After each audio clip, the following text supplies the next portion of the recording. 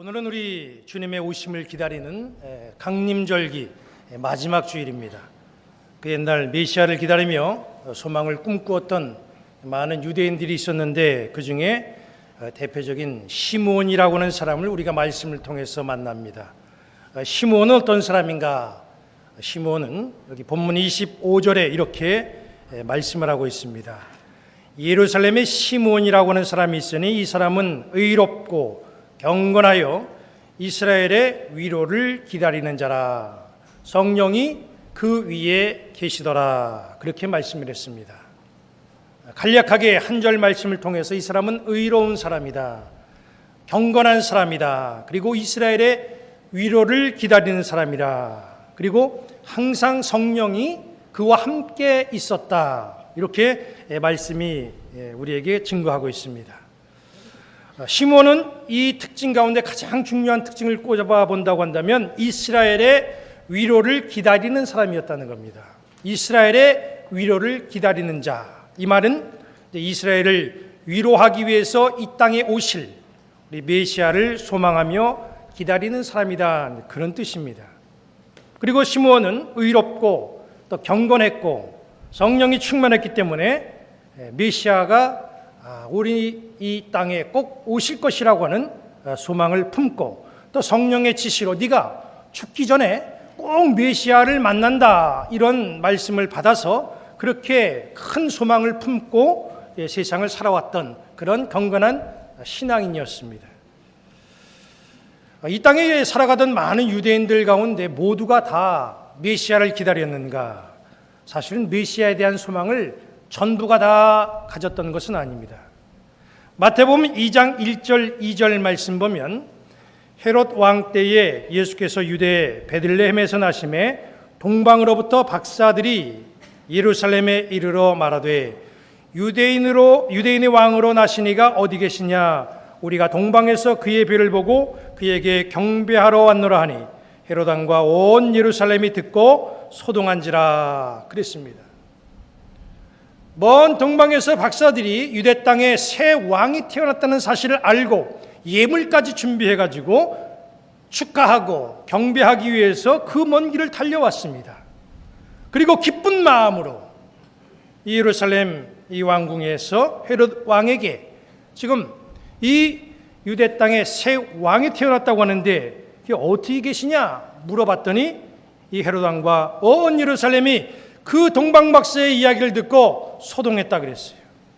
동방박사들은 하나님을 알지 못하는 백성들은 오히려 유대 땅에 나타난 새 왕을 위해서 감사하고 또 경배하기 위해서 먼 길을 달려왔는데 정작 메시아를 기다려야 될 이 유대 땅, 특별히 그 가운데서도 노른자라고 해당되는 이 예루살렘에 있는 그 모든 백성들이 이상하게도 메시아가 이 땅에 오셨다고 하는 그 말씀을 듣고 마음이 불안하고 소동했다는 거예요. 메시아가 이 땅에 왔다는 소리를 들으면 기뻐해야 되는데 어떻게 된 게 이 헤롯 왕과 그 예루살렘의 기득권을 가진 사람들은 당황하고 소동을 일으킵니다. 메시아의 탄생을 두고 기뻐하고 오심에 경배하는 그런 사람이 있는가 하면 또 한쪽에서는 당황하고 안절부절하고 메시아의 오심으로 인하여 크게 스트레스를 받는 그런 사람들이 있다는 거예요.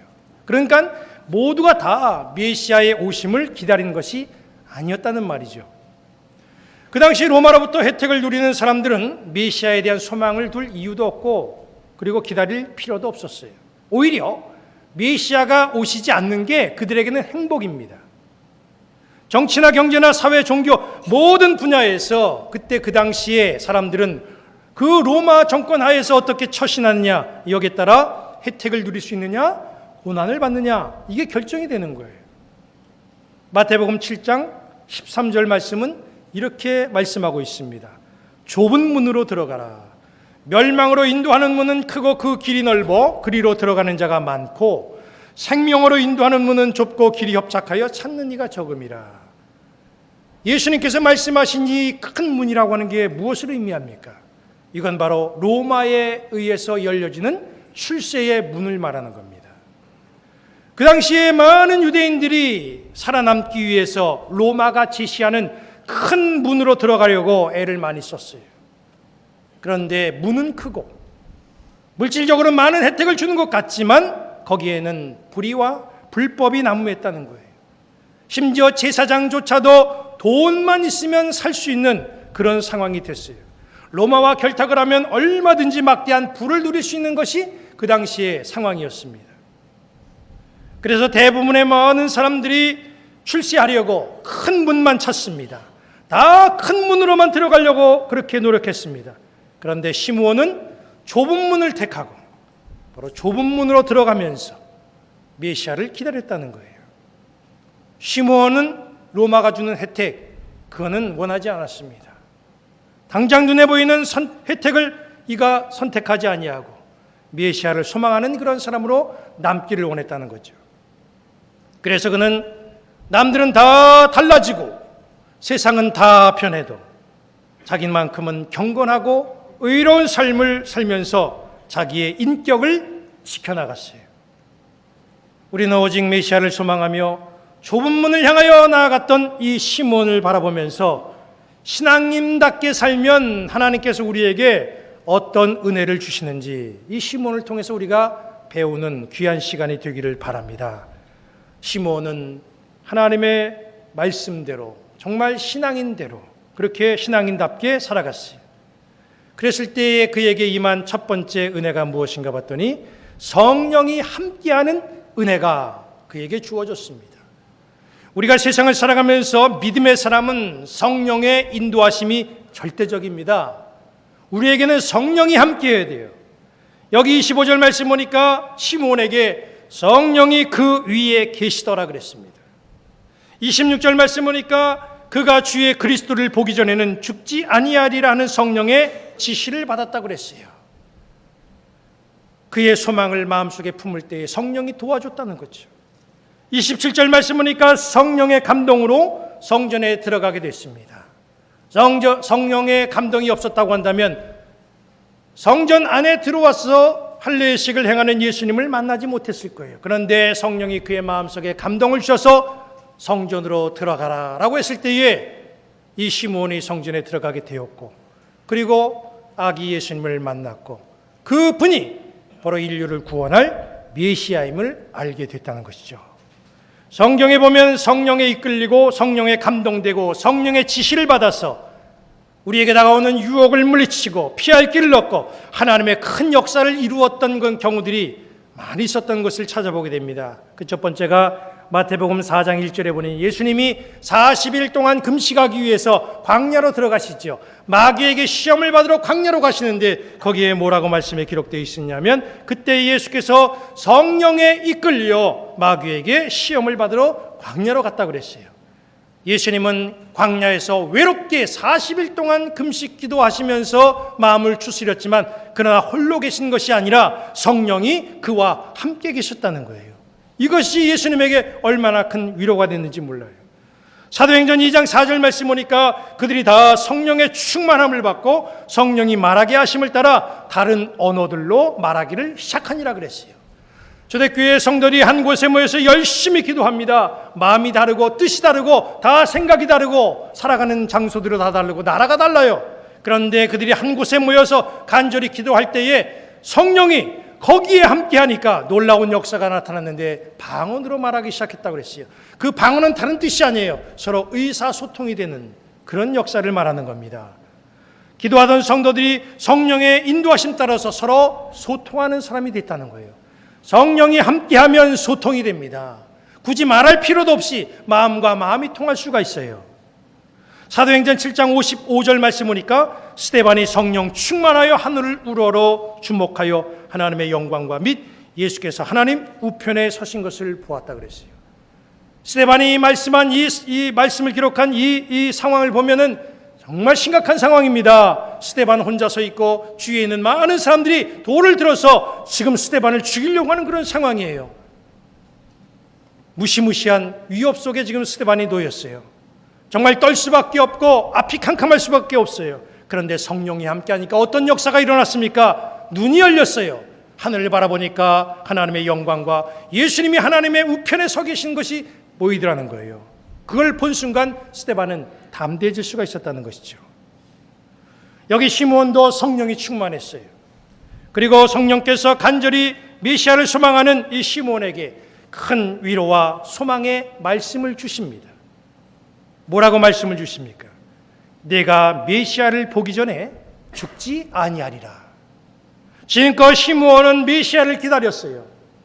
그렇게 기다렸던 이 메시아, 내가 죽기 전에 볼 수 있다라고 하는 그 엄청난 축복의 말씀을 이 성령으로부터 듣게 됐다는 것이죠.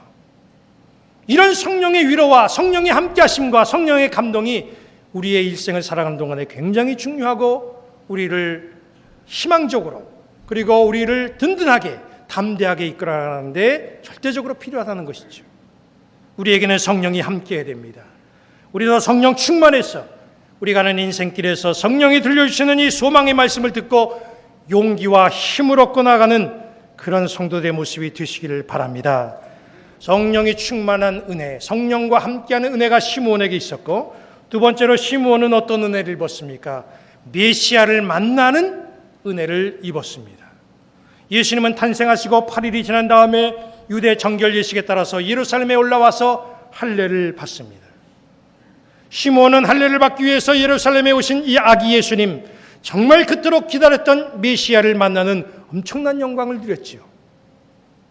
그 당시 성전에 들어왔던 사람은 예수님뿐만이 아닙니다.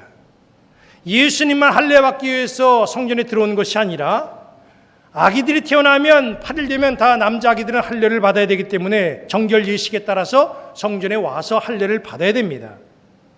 그런데 그 예루살렘 성전을 보니까 아기들이 많아요. 할례를 받기 위해서 예루살렘을 찾아온 그 많은 아기들이 있었습니다. 그런데 시므온은 그 많은 아기들 가운데 아기 예수님이 메시아라는 사실을 알아낼 수가 있었다는 것. 이게 중요한 사실입니다. 어떻게 그 일이 가능합니까? 그건 바로 다른 것에 있었던 것이 아니라 성령이 그를 감동시켰기 때문에 그런 거예요. 시므온이 성령의 은혜를 입을 수 있었던 것은 시므온은 그 시대의 풍조를 따르지 아니하고 신앙을 지켜나갔기 때문에 그렇습니다. 그 당시에 유대 사회는 정말 총체적으로 문제거리였어요.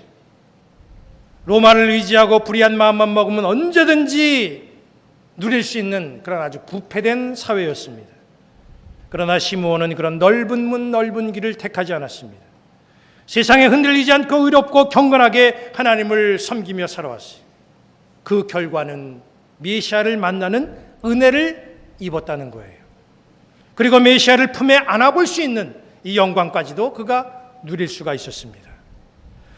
좁은 길로 간다고 하는 것, 좁은 문으로 들어간다고 하는 것 참 힘들고 괴롭습니다. 그러나 그 길을 가다 보면은 성령께서 예상치 못한 때에 우리에게 은혜를 주셔요. 시므온처럼 신앙인답게 살면서 성령에 감동되고 하늘의 은혜를 누리는 성도들이 되시기를 주님의 이름으로 간절히 축원합니다. 마지막 세 번째로 시므온은 어떤 은혜를 입었습니까? 평안의 은혜를 입었어요. 평안이라고 하는 말은 걱정이 사라졌다는 거예요. 28절, 29절을 보면 시므온이 아기를 안고 하나님을 찬송하여 이르되 주제여 이제는 말씀하신 대로 종을 편안히 놓아주시는도다. 이 말씀을 풀어서 말씀드린다고 한다면 내가 이제 죽어도 여한이 없다 그런 얘기예요. 우리는 이런 말을 큰 일을 성취했을 때에 소망했던 것이 이루어졌을 때에 하는 말이죠.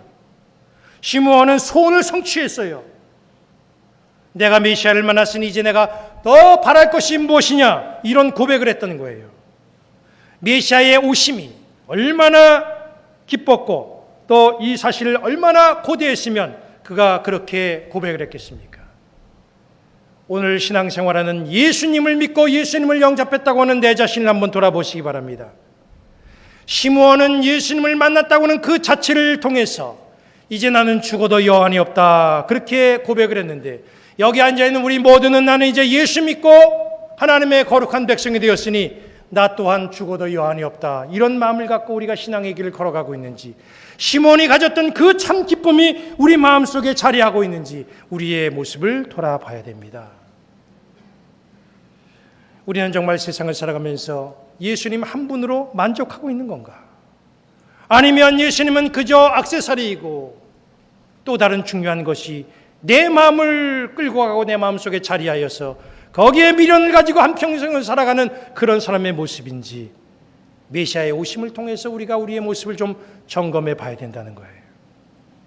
예수님의 오심이 여기 앉아있는 우리 모두에게 참 행복이요 참 평안이요 참 기쁨이 되기를 주님의 이름으로 간절히 축원합니다.